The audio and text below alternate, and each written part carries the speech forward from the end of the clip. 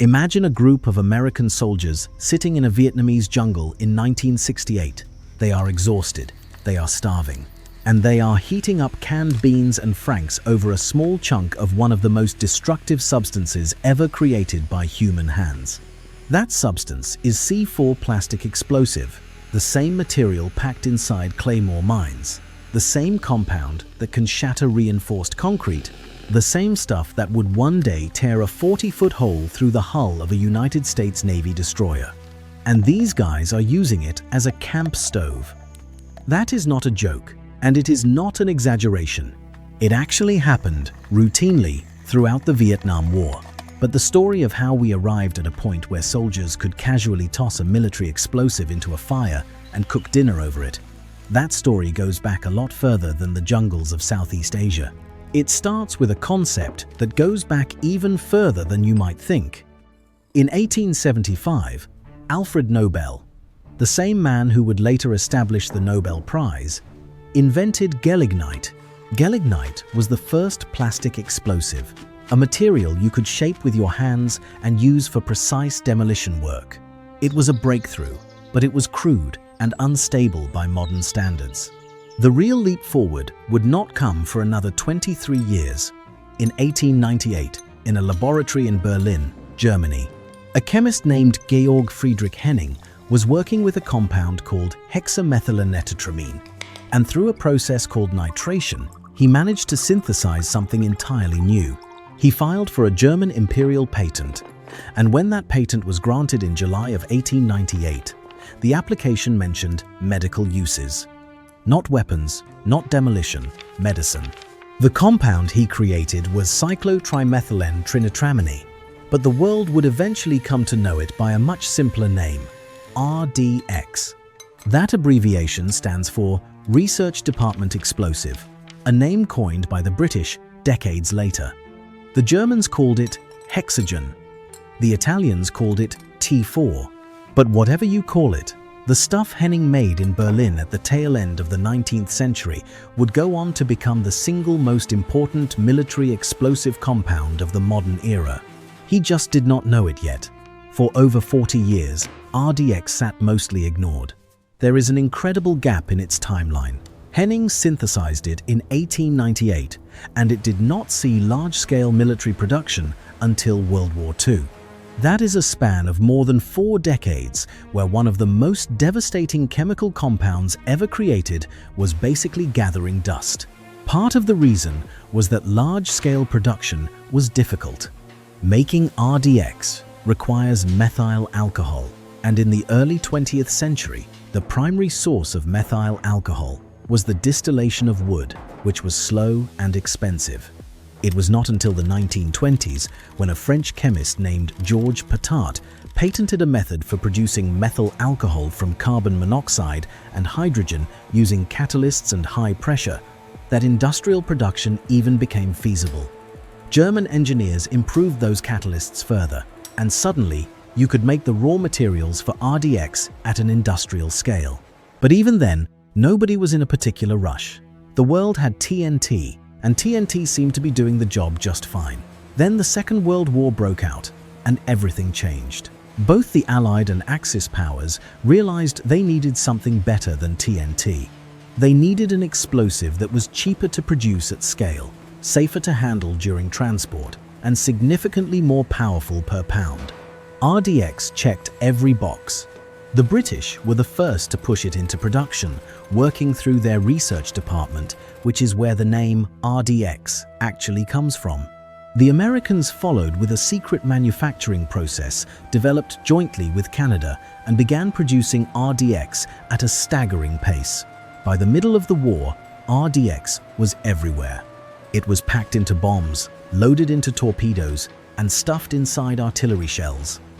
The United States alone was producing millions of pounds of it, but pure RDX had a serious problem.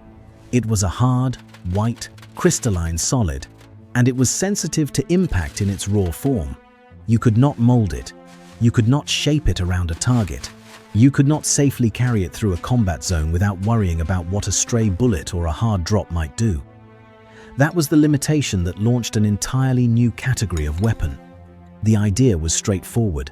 Take RDX, the explosive, with all that destructive potential, and mix it with some kind of plastic binder that would make it soft and moldable, while also reducing its sensitivity. Wrap the raw power in a protective shell of chemistry, so a soldier could carry it in a backpack, shape it with bare hands, and press it against a bridge support or a bunker wall without it going off until he wanted it to. The British developed the first versions during World War II, and when the Americans adopted the concept, they created what they called Composition C. Think of it as a family name. The first generation, Composition Cone, worked in principle, but the plasticizers they used were not refined enough. The material softened and became unreliable in high temperatures, which made it a nightmare to store in tropical or desert climates. Composition C2 came along around 1943 and improved on some of those problems, but it still was not a material you would want to bet your life on in extreme conditions. The real leap forward was Composition C3, which increased the concentration of RDX and reduced the overall toxicity of the mixture. C3 was genuinely effective. It was powerful, reliable, and far more practical than anything that came before it. The Claymore mine's first version used C3, and it performed well enough to prove the concept of directional explosive weapons. But C3 had its own fatal weakness. In cold weather, it turned brittle. It cracked and became difficult to work with. When you are fighting in the mountains of Korea, at 40 degrees below zero, or operating in the frozen terrain of Northern Europe, an explosive that shatters like old plastic is a serious liability. So before 1950, research on a replacement began in earnest. That replacement arrived in 1956, when pilot production of Composition C4 began. The formula was filed for patent in March of 1958 by the Phillips Petroleum Company under the title Solid Propellant and a Process for its Preparation. And the composition itself is surprisingly simple when you break it down. 91% of C4 is RDX, the same compound Henning patented all the way back in 1898. The remaining 9% is a mixture of three things. About 5.3% is a plasticizer called dioctyl sebacate, which is the ingredient that keeps the material soft and workable. Around 2.1% is polyisobutylene, a synthetic rubber that acts as a binder, holding the whole mixture together. And then there is about 1.6% of plain mineral oil, which in civilian production is sometimes just low-viscosity motor oil. That is it. One of the most feared explosives in human history is mostly an old German compound mixed with rubber, oil, and a chemical that makes it squishy. The finished product looks like dirty white modeling clay. It has a faint smell of motor oil. You can mold it with your hands, press it into cracks, wrap it around structural supports, or shape it into a block. The standard military unit is the M112 demolition block, which weighs 1¼ pounds and measures 11 inches long by 2 inches wide by 1½ inches tall. It comes wrapped in olive drab mylar film and packed inside a bandolier. And here is the part that separates C4 from almost every other explosive you have ever heard of. It is absurdly stable. You can shoot it with a rifle and it will not explode. During military testing, a series of bullets were fired at vials containing C4. Only 20% of the vials burned. None of them detonated. You can drop it off a building and nothing happens. You can throw it in a fire and it will burn, slowly and steadily, like a thick candle. It will not blow up. You can even put it in a microwave and it still will not detonate. The only way to set off C4 is with a detonator, a blasting cap that generates both extreme heat and a shockwave simultaneously. Without that very specific combination, C4 just sits there, inert and harmless as a block of cheese. But when a detonator does go off inside it, the transformation is instant and catastrophic. C4 detonates at a velocity of roughly 26,400 feet per second, which is faster than TNT and nearly as fast as pure RDX. According to a United States Army field manual, C4 is 1.34 times as effective as the same weight of TNT. It works across a temperature range of -50 degrees to 75 degrees Celsius, meaning it stays soft and moldable in conditions that would turn other explosives into useless bricks. And that remarkable stability is exactly what makes it so useful, and exactly what made it so popular in one of the most brutal conflicts of the 20th century. The Vietnam War was C-4's proving ground. It was deployed on a massive scale throughout the conflict, used in demolition operations, mine clearance, and direct combat applications.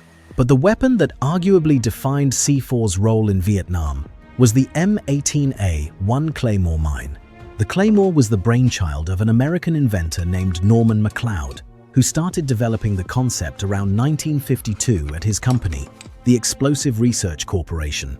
McLeod drew on earlier research by German and Hungarian engineers who had explored the idea of directional explosives during World War II. The Canadians had already built something called the Phoenix landmine, but it was too large and too weak to be practical for infantry. McLeod made it smaller, deadlier, and infantry portable. He named his invention after the Claymore, a massive two-handed Scottish sword, a nod to his own Scottish heritage. The original M18 used C3 explosive, but by the time the improved M18A1 came along in the early 1960s, it had switched to C4. The design was brilliantly simple. A curved plastic casing, about 8.5 inches long, packed with 1.5 pounds of C4. Embedded in the explosive were roughly 700 steel ball bearings held in place by an epoxy resin. When detonated, those balls fired outward across a 60-degree arc at nearly 4,000 feet per second, lethal to a range of about 100 yards. The front of the device bore 3 words that became one of the most iconic instructions in military history: front toward enemy. But the Claymore was just the official use. What soldiers actually did with C4 in the field goes into territory that sounds more like dark comedy than military history. See, the stability of C4 meant that when you lit it on fire, it did not explode, it burned. And it burned hot, with a steady blue-white flame that was far more intense than the standard-issue trioxane heat tablets the Army provided. So troops started breaking off small chunks of C4 from demolition blocks or cracking open Claymore mines and using the explosive to heat their C rations. A small ball of C4, about the size of a walnut, would produce enough heat to bring a canteen cup of water to a rolling boil in seconds. Warm coffee, hot beans, steamed bread, it became the preferred cooking fuel for infantry units across Vietnam. Veterans who served in infantry companies described it as burning hotter and faster than anything else available. And it was perfect for quick meals when the unit could not afford to stay in one position for long. Some soldiers got creative with it. They would take a can of white bread from their rations, poke a tiny hole in the top, add a few drops of water, then hold the can over a burning ball of C4. The water would flash into steam inside the sealed can, and in seconds they had hot, steamed bread ready to spread with peanut butter and jelly, a warm sandwich in the middle of a combat zone, courtesy of a military explosive. The whole arrangement required a small improvised stove, usually made from an empty C ration can with holes punched in the sides for airflow. Soldiers carried these stoves in their rucksacks and reused them until the metal gave out from the heat. There was just one critical rule. You could never, under any circumstances, try to stomp on burning C4 to put it out. Stamping on it created sudden compression, and sudden compression could potentially provide the shock needed to trigger detonation. That detail was well known among experienced troops, and it was passed down from veteran to rookie like an unwritten survival commandment. But cooking was not the strangest thing soldiers did with C4. Some of them ate it. The journalist, Michael Herr, in his landmark Vietnam War book, Dispatches, wrote about soldiers who would ingest small amounts of C4 taken from Claymore mines in order to deliberately make themselves sick. The idea was that eating enough of it would cause symptoms severe enough to get a soldier evacuated from the field on sick leave, or in some cases, discharged from the military altogether. The active ingredient, RDX, is genuinely toxic when ingested. Modern medical literature documents that eating C4 causes seizures, damage to the central nervous system, kidney problems, and serious gastrointestinal distress. A published case study describes a patient who consumed 75 grams of C4 and presented with a generalized tonic-clonic seizure 4 hours later. The trick sometimes worked with inexperienced officers who did not recognize the symptoms, but seasoned commanders knew the game. They had seen the telltale signs before, and a soldier caught faking illness through explosive ingestion was in for a very different kind of trouble. So you have this incredible contradiction sitting right in the middle of the Vietnam War. An explosive so stable that you can cook dinner over it, so toxic that swallowing it will shut down your nervous system, and so destructive that 1¼ pounds of it can destroy an armored vehicle, all in a substance that looks and feels like the Play-Doh you used in kindergarten. But the same properties that made C-4 so practical for soldiers also made it attractive to people with very different intentions. The stability of C-4 is a double-edged sword. Because it does not react to fire, impact, or even gunfire, it is extraordinarily easy to transport. You can mold it into any shape, hide it inside virtually any container, and move it across borders without the traditional risks associated with unstable explosives. By the late 20th century, terrorist organizations had figured this out. On June 25, 1996, a truck bomb devastated the Khobar Towers military housing complex in Dhahran, Saudi Arabia, killing 19 United States Air Force personnel and wounding hundreds more.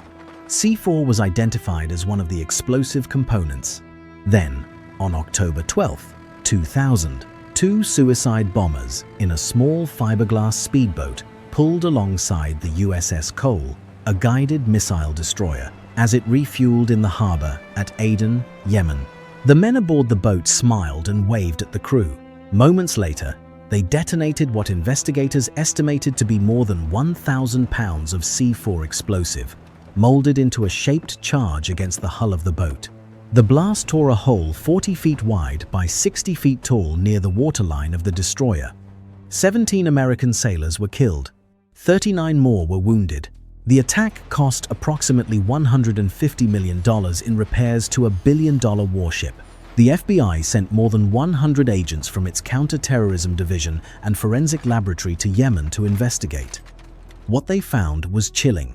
The Cole attack was not even the first attempt. 9 months earlier, in January of 2000, the same network had tried to bomb another United States Navy ship, the USS the Sullivans, in the same port. But in that attempt, the terrorist boat had been so overloaded with explosives that it sank before reaching its target. The operatives salvaged the undetonated explosives from the sunken boat, refitted them, and used them again against the Cole 10 months later. Investigators traced the entire operation to the Al-Qaeda network, and the bombing became one of the clearest warning signs that preceded the September 11th attacks less than a year later. What struck investigators most was not just the devastation, but the quantity. C-4 is expensive and difficult to obtain on the open market. As the Yemeni Prime Minister noted at the time, it is not available except to highly sophisticated, organized groups capable of getting it from certain governments. 2 years later, in October of 2002, C-4 was again used in the Bali nightclub bombings in Indonesia, adding to a growing pattern of terrorist attacks that relied on plastic explosives. The problem was clear.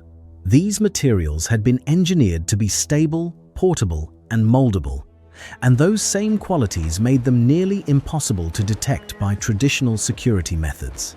They had no metallic signature for X-ray machines. Early formulations produced almost no detectable vapor. You could hide a pound of the stuff inside a book, a radio, or a suitcase, and walk it past every security checkpoint in an airport. That vulnerability had already been exposed in the most devastating way imaginable. On December 21, 1988, Pan Am Flight 103 exploded over the town of Lockerbie in Scotland. All 259 people aboard were killed, along with 11 residents on the ground.